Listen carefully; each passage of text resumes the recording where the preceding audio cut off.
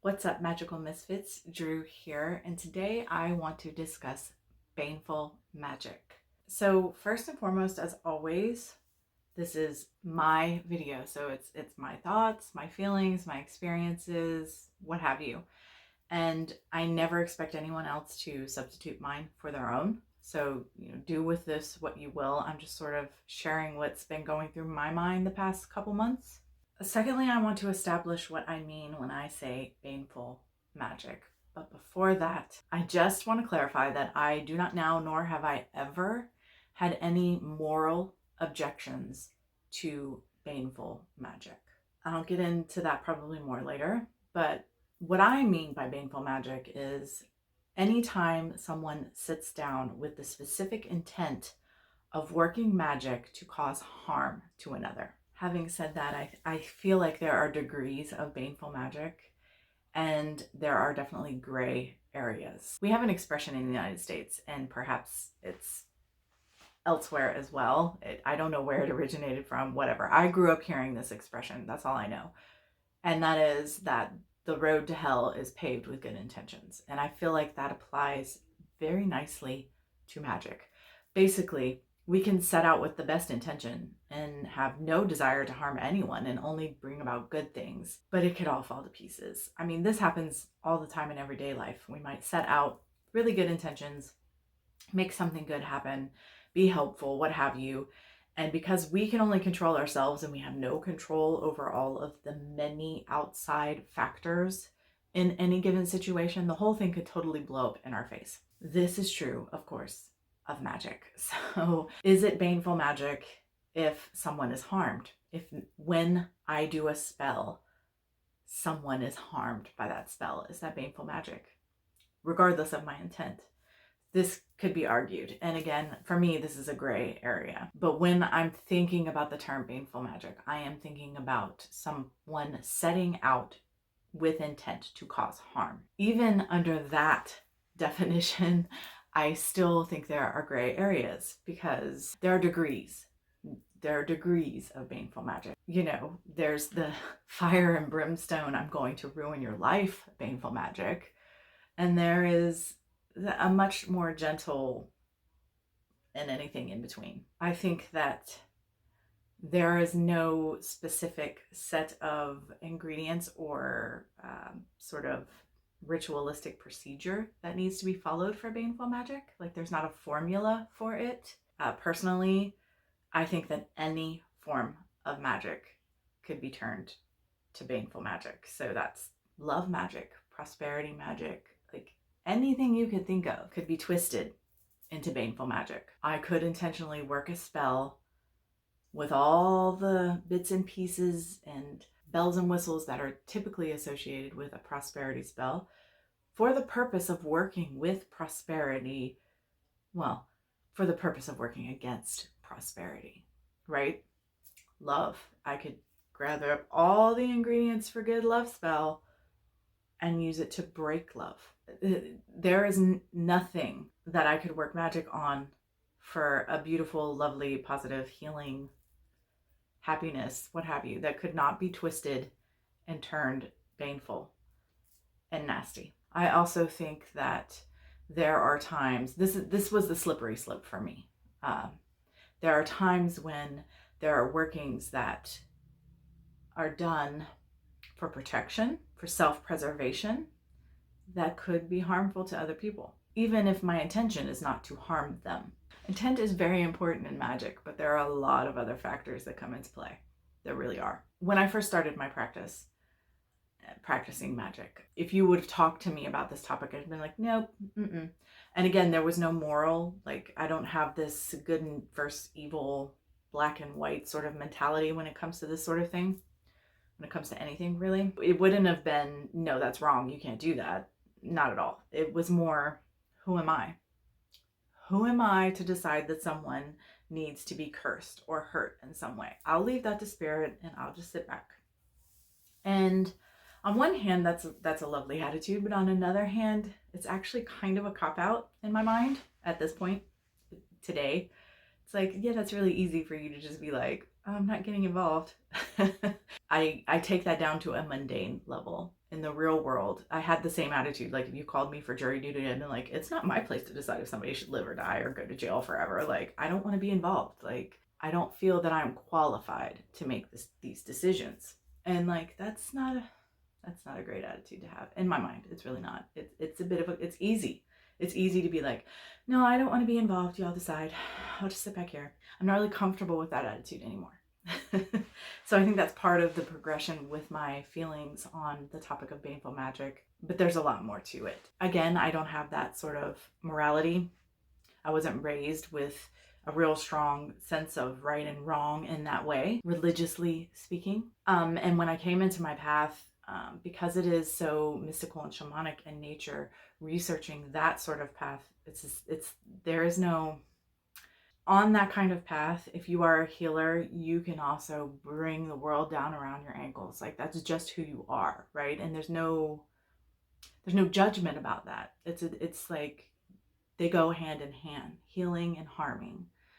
You do with that what you will.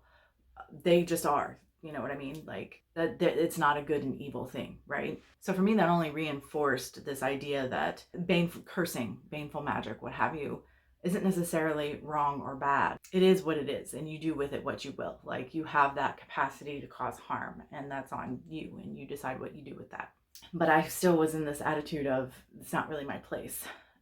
It didn't take long before that attitude started to shift, and this is the slippery slope. There were things happening. I worked in Compass Rose, which was a metaphysical shop, and came into contact with a lot of different kind of people. So many witches, and some witches are sketchy. They just are. Like some people are sketchy. So if you give that person witchcraft and they're into it, like they're gonna do sketchy things. So there came a point where I had to like decide, am I going to protect myself from things that are happening in a more proactive offensive way, or am I only going to take defense? And of course, at first the choice was defense.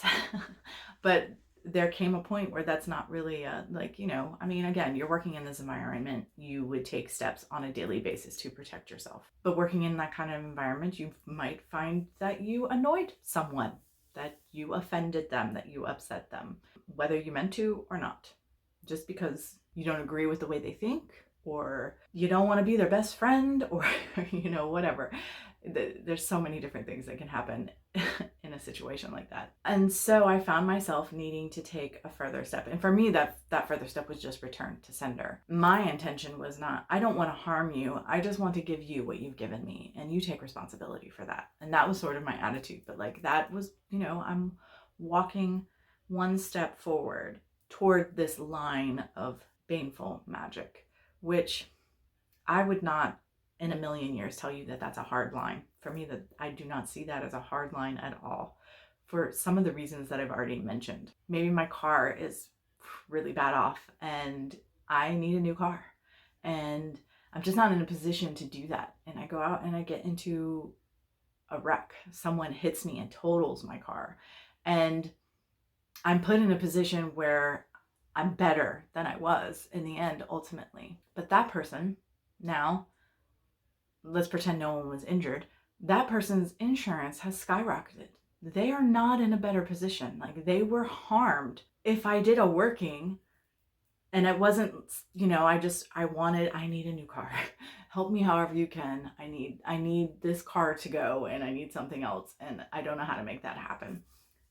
Well, it happened, but somebody was harmed. So even though that wasn't my intent, that doesn't change the fact that that person was harmed in some way. To me, that's in that gray area. It's like, I didn't intentionally go out to harm anyone, but somebody was harmed.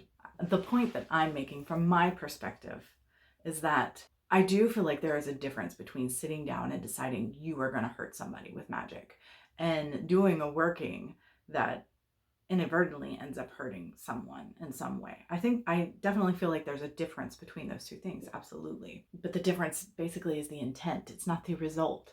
It's the intention. That's the difference. I feel like magic of any kind it's just magic, right? It's not good or bad. It doesn't have its own will or intention. And because we cannot foresee and understand and know every single contributing factor that is going to impact a working and its outcome, there are probably many more times where someone is hurt by magic in some way, large or small, that we aren't even necessarily aware of, that we have no awareness of. We did prosperity magic and money popped up somewhere that we weren't expecting it. We were overcharged, and so we got a refund. But how do we know that the person that overcharged us didn't get penalized at work? Like, they made mistakes, and so maybe they were demoted or fired, or something bad happened to them as a result of the mistake that was made to our benefit. I don't know. There are just so many things that could be going on behind a spell that we have no awareness of, is just the point I'm making. Like, I think when we take a hard line and we're like, baneful magic is wrong and that's bad, that on some level, it's not fair. It's not fair to take that hard line and say that. Again, I won't tell anybody else how to feel, but this is how I feel. I feel like it's not fair because I feel like any working can end up being baneful, whether that was our intention or not, to someone, somewhere, somehow.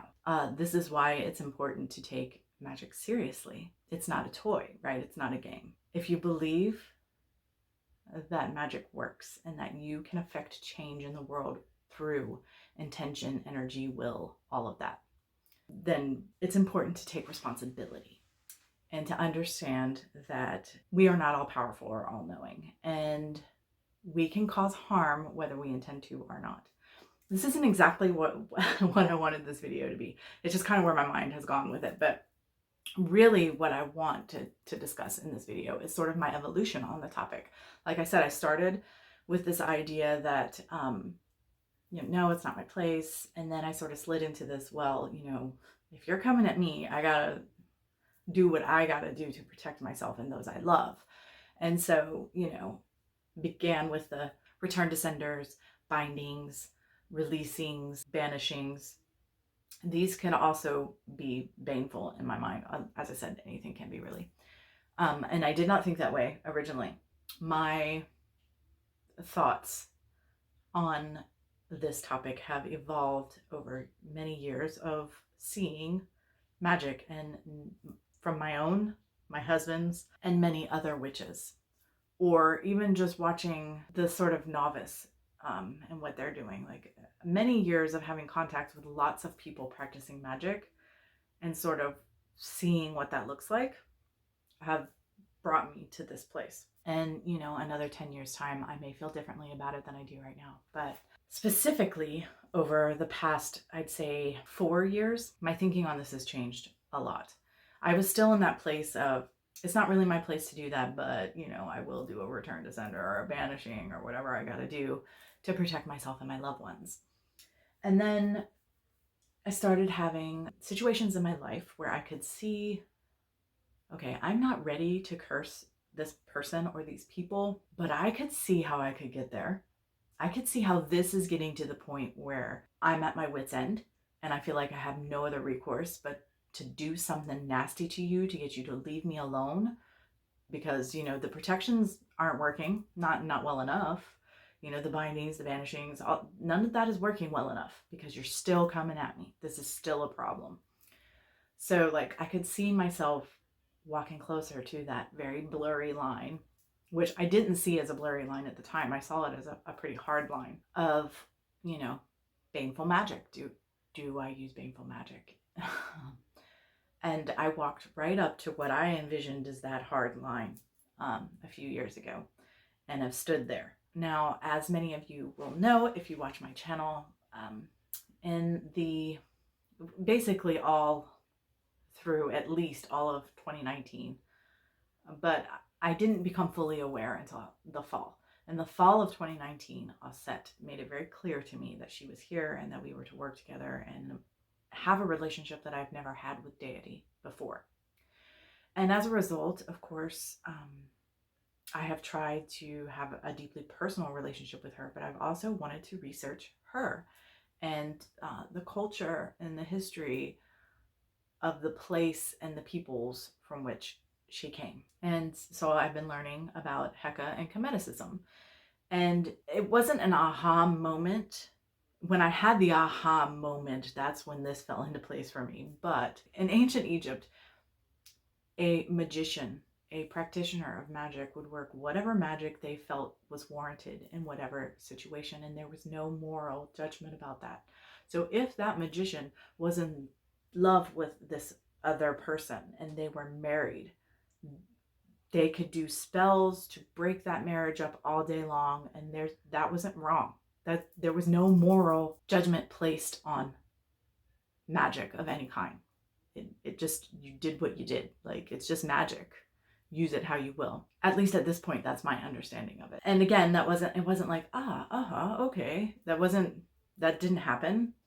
But when this idea solidified in me that it is within my right and my power to use baneful magic as I see fit, that sort of aha. So this has been laid out before me the entire time I've been walking this path. It's just being reinforced again here with this study of Heka and Kemeticism. I don't really know how this, like, there were several things that were happening. I mean, at least 4 things going on in my life that kind of brought me to this place where I was just sitting there and I just realized, no, I'm perfectly within my rights as a magical practitioner, as someone whom uses magic, wields magic, to use baneful magic should I choose. And that just, I mean, I just had to let that sit for a minute. What I realized is I'm a good person. I am a turn the other cheek kind of girl. For years and years and years, I will take and take and take from someone, because that's the kind of person that I want to be. I want to be the person whom rises above the BS. But, you know, I made that video probably last summer. I don't know. It's been a while. The see no evil, hear no evil, speak no evil spell, I think is what it's called. And in that video, I said, how long do you put up with something before you act? And that was not a curse. But again, to me, I was tiptoed right on that line. And the next step was to step right over it. So I was already, it's got to be longer than this. It's been a long time since I made that video. At any rate, I was already there, you know, but I just didn't feel ready to step over that line. And I haven't. Let's just put it that I haven't gone around cursing people. But I feel very confident in myself that should I feel called to use baneful magic against someone, that's okay. It is okay for me to do that. For me personally, this is not something that you do at the drop of a hat. It's not something you do on a whim. But yeah, I am all in. I do not know if or when I will ever feel the need to start using baneful magic, but I've definitely hopped into that space. And I feel it's actually very empowering just to be exploring that vein of magic, even without taking any real practical steps in my practice for it yet. So, you know, I went from no, to I'm not doing that, no, to yes, I will definitely do that. I remember years ago now watching another witch on YouTube whom was doing I mean, you could feel it. It was a nasty curse. Someone had brutally assaulted a loved one of hers and they had gotten away with it. So she decided she was going to take things into her own hands. And this was during the time when I was still like, nope, I'm not crossing that line. And I very clearly was like, I was fully supportive of her and felt like in the same situation, I would have done the exact same thing. And that it was perfectly within her rights. And I applauded. Yes, do it. Do it. Retribution sometimes you know, I can certainly help karma along. I don't know. Again, this is a very new exploration of the magical realm for me personally. And I don't know where it's leading or where it's going, but this is where my head has been for the past few months, and I just kind of wanted to share that head noise with you. I do want to say this though. It's my little warning, if you will. I don't know. It's my witchy PSA. I feel like I feel this to the core of me. Okay. From personal experience in part. We are witches. We are magical practitioners. We actively, typically, work to sensitize ourselves to energy. I feel it is very foolish to work magic against other practitioners. I know when stuff is being sent my way, right? And I'm sure most of you probably feel that way as well. At least if you've been practicing for any given time, or you have a natural, innate, energetic sensitivity, if you will. Most of the time when stuff's being sent my way, it's just what you might call evil eye, or it's just ick. It's not an intentional working. I think I could be wrong, but I think I've only had that happen once, maybe twice, definitely once. But then it's even more obvious.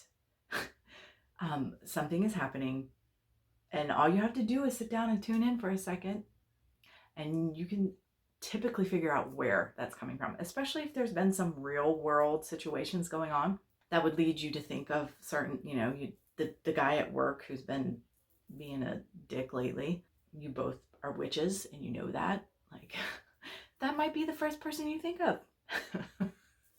Right?